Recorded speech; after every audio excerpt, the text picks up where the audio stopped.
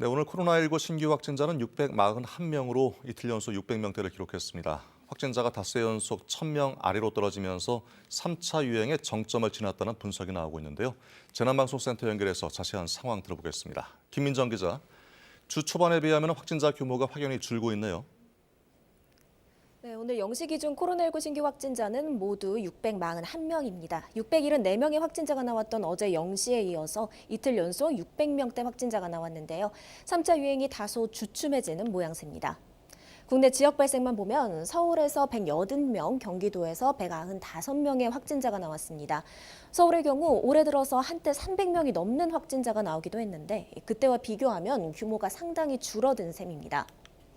권역별로 국내 발생 일 평균 확진자 규모를 살펴보면 수도권이 약 537명으로 다른 지역에 비해서 압도적으로 많습니다.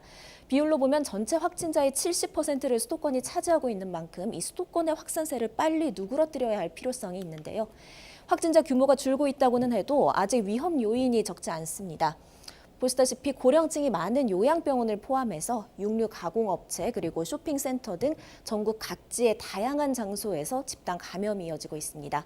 개인과 개인끼리의 접촉을 통한 감염도 많습니다. 확진자를 접촉했다가 감염되는 일이 없도록 될 수 있으면 타인과의 접촉 자체를 줄이는 게 가장 중요합니다. 네, 요즘 해외 변이 바이러스를 걱정하는 분도 많으신데 이 부분도 좀 살펴볼까요?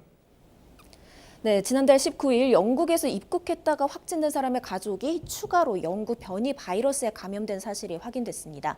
자가격리를 했기 때문에 추가적인 접촉자는 없지만 입국자가 들어왔을 때 잠시 접촉을 했었던 것으로 알려졌습니다. 지금까지 영국 변이 바이러스는 15건, 그리고 남아공 변이 바이러스는 1건이 국내에서 확인됐습니다. 해외 유입 확진자는 국내 지역 발생보다는 확실히 규모가 작습니다. 하지만 하루에 40명이 넘는 확진자가 나오고 있기 때문에 결코 안심할 수는 없는 상황입니다. 전 세계적으로 코로나19의 기세가 꺾이지 않고 있고 특히나 변이 바이러스는 감염력이 더 높은 것으로 알려져 이 해외 입국자분들도 방역 당국의 지침에 잘 따라야 합니다. 또 지금처럼 추운 날씨도 코로나19 상황을 악화시킬 수 있는 변수입니다. 춥다 보니 실내에서 머무는 시간이 늘 수밖에 없는데 아무리 춥더라도 환기를 꼭 주기적으로 해주셔야 합니다. 또 마스크 착용 등 개인 방역 수칙도 철저히 지켜야 합니다. 지금까지 재난방송센터에서 KBS 뉴스 김민정입니다.